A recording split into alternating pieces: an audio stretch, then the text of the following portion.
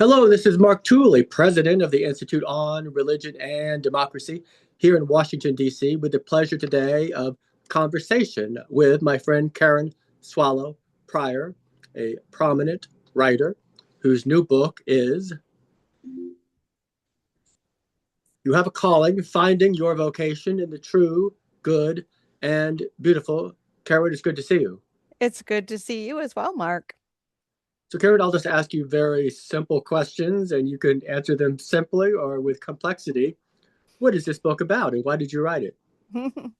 Well, as the title suggests, the very long title suggests, it is actually about all of those things in the title: calling, vocation, truth, goodness, and beauty. And it really comes directly out of my experience over more than 2 decades of teaching college students who, of course, are wrestling with questions of calling and vocation and what they're going to do with their lives and how they're going to find out what they should be doing, what their purpose and their calling are. But it's not written just for that age group because as I have stepped out of academia and entered a life of writing and speaking and talking to different kinds of audiences, I have encountered more and more midlife people, mid career people, late life, later career people who are asking questions about what calling looks like in later stages of life. And so I start out by, I just sort of wrestle with the big questions about what work is and what calling is, and then ultimately, and we can dig in a little bit deeper, I suggest that really by pursuing what's true, good, and beautiful in whatever we're doing, we're actually fulfilling our calling and finding it along the way.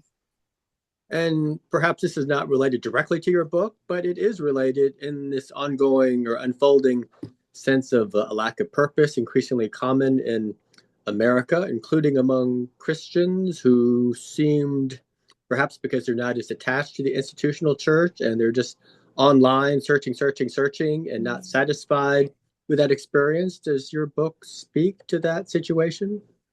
Well, what it really speaks to, I think, is this cultural moment of the digital age, which of course includes like this, scrolling online endlessly.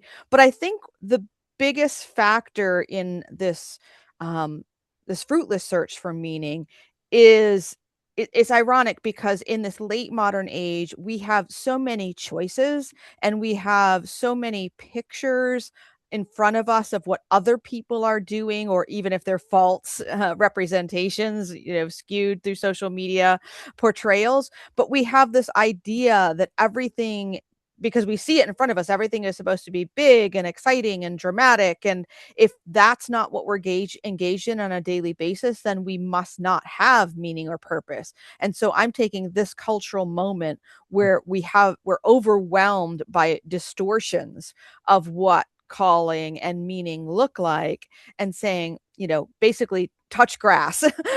Look at the world that you live in and the people that you are living with and near, the churches and communities that you are part of, that you can serve and be served by in real life and in ordinary ways, because that's where most of us are going to find our callings, is in everyday ordinary life, doing everyday ordinary things. So, truth, goodness, and beauty can be found in the mundane or what the world may deem boring, but actually has great purpose. That's exactly right. And these are the classical transcendentals, and people like me who teach literature and talk about art. I love to talk about truth, goodness, and beauty, but for others they might sound a little ethereal and abstract. And so I really try to take these transcendental ideas that I love and that have been so important throughout human history and Christian history, and make them practical, actually, and to show how, for example, what's true is more than just what's morally true or ethically true. It's those things, but it also means kind of looking at the reality of who we are and where we live and the world as it is now, and matching up those things, our abilities, our desires, our needs in the world, in the communities where we live, to know that reality, to know those truths in order to find our calling. And to go back to your previous question, we can look at what someone online is doing on TikTok, half a world away, and think, oh, I want to do that. Well, is that realistic for you? Like, what are your particular gifts and skills? What does the world that you live in right now, the neighborhood you live in, the church that you are attending, the school that you are serving, whatever, the family that you live with, what are their needs, and what is the truth about both of those things, that can show you what you're actually supposed to do, rather than living in some fantasy world, that we might find online or in books that we read. Truth, goodness, and beauty, do we, by God's grace, intuit them, or do we have to learn them? Hmm, that's an excellent question. So, because we're made in God's image, and God is the ultimate source of truth, goodness, and beauty, we reflect those elements of His nature just by being human. That's something that applies to all human beings, because all human beings are made in His nature, in His image. But of course, we're fallen, and the world is fallen, and so our desire for the true, good, and beautiful can be quenched, or it could be misdirected, or we could pursue false versions of what is good and true and beautiful. And so it takes some effort and training and the assistance of the Holy Spirit, Christians believe, to bring our fallen senses and our fallen desires back into line, or more closely in line with truth, goodness, and beauty, as they reflect God's perfect nature. So the answer is both. We have this capacity and this desire, and if we cultivate it and learn what really is true, what really is good, what really is beautiful, and cultivate our desires to want those things and pursue those things, then what we're actually reaching for and pursuing is God Himself. Most people, presumably, when they hear about calling or vocation, they conflate that with their career. But obviously, it's much wider. How do you explain? Yeah, I mean, that's a very particularly modern and American tendency to assume that our career is our calling, and for many it is. We're a very work-oriented culture. I mean, I am as well. I just love me some Protestant work ethic. Um, and so that's part of our DNA, but it can become distorted when we completely overlap the two. So a career can, or a job or work of any kind, can be something that we do in order to provide for ourselves and our family. We have to do that unless we're independently wealthy. Maybe there are some out there who are, and I'm not one of them, but most of us have to work to provide for ourselves and our family. And if we have paid work that is our calling, that's wonderful. But again, most people in the world don't have that. And the other important aspect to consider in answering this question is that we don't have just one calling. We have multiple callings, not only over the course of our lives, but even in one season. So I may have a calling that is or is not related to my paid work, but I also have a calling as a wife. I have a calling as a sister and a neighbor and a friend and a citizen of where I live. These are actually all callings as well, and seeing these multiple callings working together with one another, in fulfilling our overall purpose and meaning, I think helps to take the pressure off, so that we don't think that one job or that one role that we have is all that we're called to, and all of those eggs are in that one basket, because that's not how calling works. So you're talking to a 20-year-old, they haven't read your book, and they want to understand their calling. What do you say? Well, I tell them to read my book. And but then I talk, the probably the strongest point that I make in the book, that is the simplest, that I've repeated over and over, is that calling comes from outside yourself. That's another point of confusion, is that because we live in sort of a desire driven culture, and we think that everything that we do depends on what we want and what we desire. People often confuse their own longings and desires for what they're called to do. So they might desire to do something or to serve in some way, but that doesn't mean that they are called. Calling comes from outside. Our desires and passions are inside. Now, sometimes they do align, and ideally they do align, but you don't have a calling unless someone outside of yourself has called you. And so that means we have to listen. We have to, yes, put ourselves kind of in line with what we think might bring opportunities, let our gifts and talents be known, all of those things, so that we might get the call. But ultimately, calling comes from outside. We, as Christians, we know that it comes from God, but He uses people and circumstances, to call us to serve, and so that's where it comes from.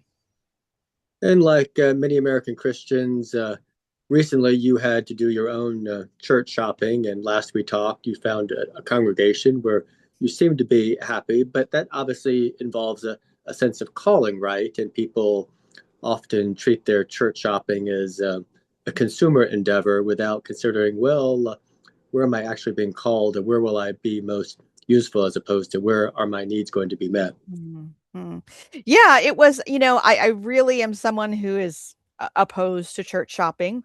That makes it difficult in some ways because, because you do need to sort of visit and learn. And so what happened with me, and again, this isn't a formula. I don't offer formulas in the book. I don't offer formulas by the example of my life, but I was out of church for a while for a number of complicated reasons that got more complicated as time went on.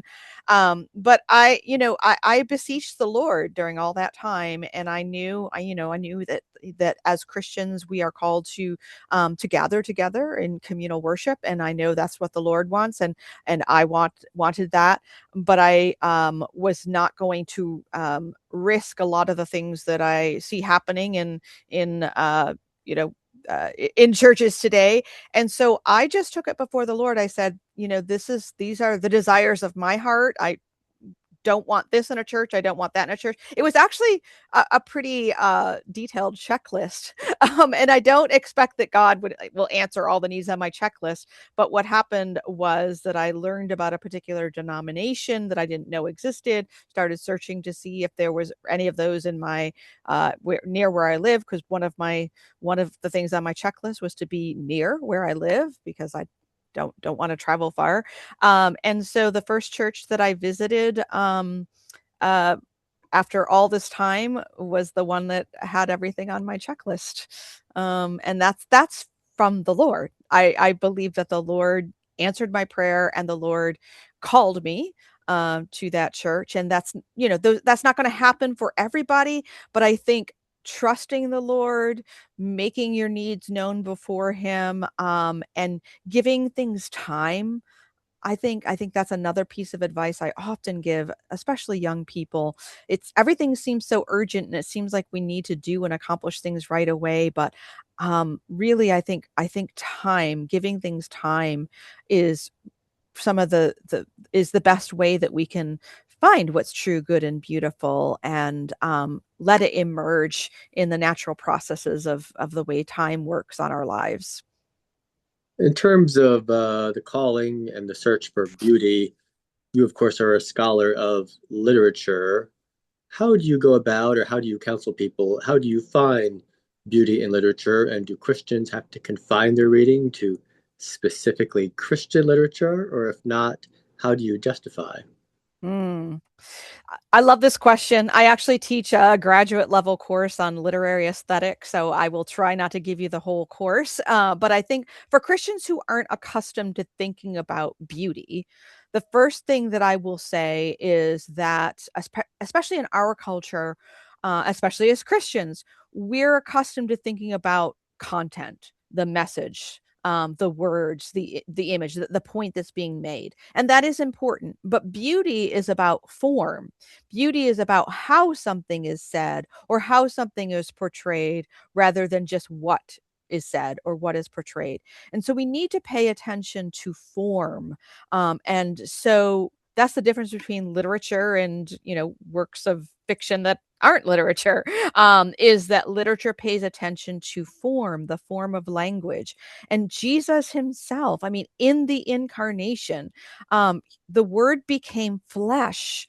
That's about the word is the content, and flesh is the form. So in Christ himself, we have this beautiful union of form and content, which is the ultimate um, beauty.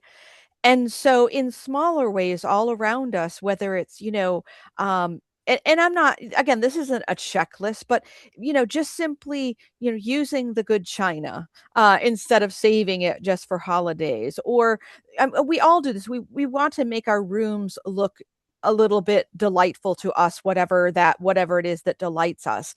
And we want words to be spoken to us in a beautiful way. And we should want to speak words in a beautiful way, whether they're harsh words or just everyday, ordinary words. If we're sending an email, there's a craft to sending a good email. So, form and attention to form plays out in our lives every day, but we don't necessarily pay attention to it. Ultimately, beauty is about fittedness, and this is how I apply beauty to vocation and calling in the book.